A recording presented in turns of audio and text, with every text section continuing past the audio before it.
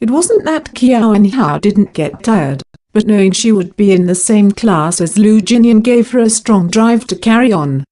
She persisted and was rewarded with surprisingly good grades in the exam that would decide her class. All the teachers were shocked, naming her the Black Horse. As per her wish, she successfully entered the first class for the science.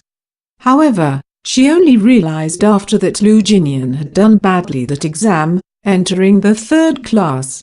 Just like that, Qiao and Hao's dreams were dashed.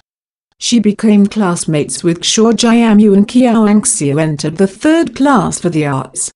All her friends were happy to see her doing well, but she could only plaster a forced smile to accept their blessings. Afterwards, she had hid in the small forest behind the teacher's block, crying till dusk. Even though she was upset, she knew that the outcome would stay the same. The fact that they were not classmates was a reality that she had no power to alter. Just like in year 1, she continued to observe him secretly from afar.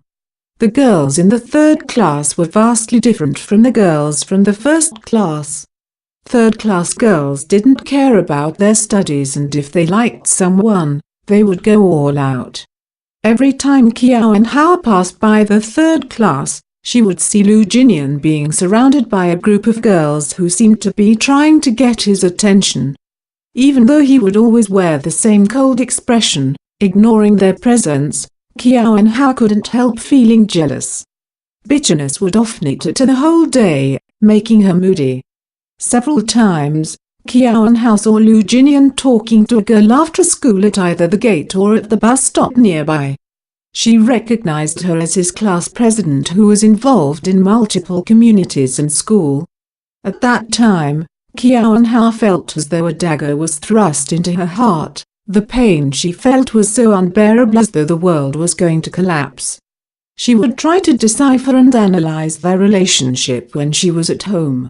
It wasn't that Qiao and Hao and Lu Jinian didn't share good memories, though. For instance, in year 2, there was one time when she had hurt so badly from her monthly cycle that her face went pale as a sheet, and she had to use the wall as a support, not able to continue walking. He had then supported her all the way to the nurse's office. Even today, she could still distinctly remember the events of that day.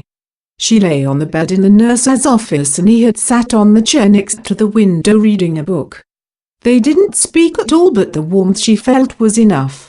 She had felt as though she owned the world at that moment. But in the end, they still made small talk.